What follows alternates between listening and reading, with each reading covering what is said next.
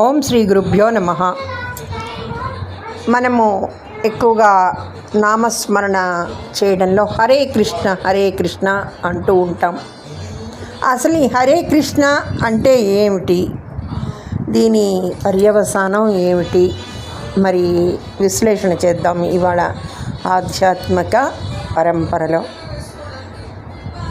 హరే కృష్ణ అంటే ఏమిటి అంటే, మనం తరచూ భగవంతుడి యొక్క ఈ నామాన్ని వింటూ ఉంటాం.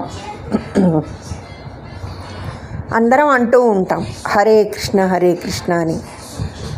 హరే కృష్ణ అంటే కేవలం ఏదో ఒక మతం వాళ్ళకో, ఒక సంస్థకో, కొంతమంది భక్తులకో సంబంధించినది కాదు. కలియుగంలో సమస్త మానవాళిని ఉద్ధరించేసే భగవంతుడి యొక్క దివ్య మంత్రం హరే కృష్ణ. ఇద్దరు భక్తులు కలిసినప్పుడు ఒకరినొకరు హరే కృష్ణ అంటూ పిలుచుకుంటూ ఉండడం సాధారణంగా చూస్తూ ఉంటాం.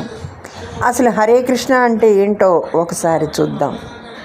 హరి అంటే తేలికైన అర్థం ఏంటంటే, ఎటువంటి పాపములనైనా ఎటువంటి దోషములనైనా హరించగలిగినవాడు హరే కృష్ణ.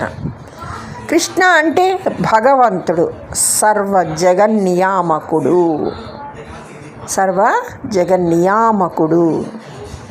కృష్ అంటే అనిర్వచనీయమైన ఆనందం, మోక్షం.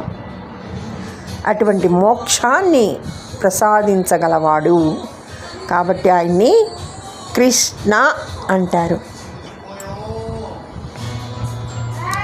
సృష్టిలో కొన్ని పాపాలకు ప్రాయశ్చిత్త కర్మలు ఉన్నాయి, కానీ పంచమహాపాతకాలు అంటే బ్రాహ్మణ హత్య, బంగారం దొంగతనం చేయటం, మందు తాగడం లాంటి మహాపాతకాలు లాంటి వాటికి ప్రాయశ్చిత్త కర్మలు లేవు.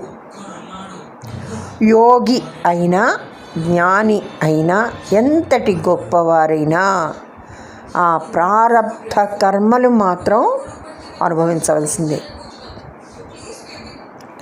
సృష్టి మొత్తం మీద అలా పోగొట్టగల నామం ఏదైనా ఉంది అంటే అది కేవలం కృష్ణ నామం మాత్రమే, కృష్ణ కథలు మాత్రమే. అందుకే ప్రత్యేకంగా భాగవతాన్ని తీసుకొని వచ్చారు వ్యాసుల వారు.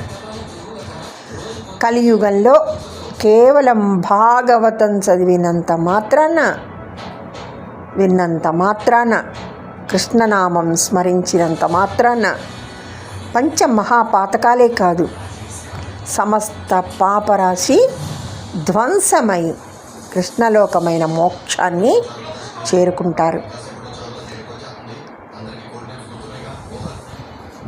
చాలామంది భక్తులు రోజుకి కొన్ని వేల సార్లు కృష్ణనామం పారాయణం చేస్తూ ఉంటారు.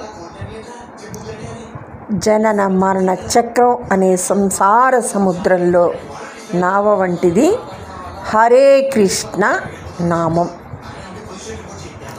కోట్ల జన్మల తర్వాత ఏ ఒక్కడో మాయాపూరితమైన జగత్తుని వదిలి నన్నే స్మరించుకుంటూ నాకు దాసుడవుతున్నాడు.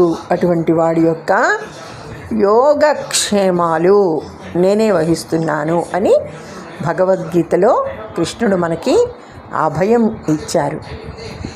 అలా ఆ పరాత్పరుడు యొక్క హరే కృష్ణ నామాన్ని ప్రతిరోజు స్మరించుకోవడం మన జన్మాంతరంగా కలిగిన అదృష్టం.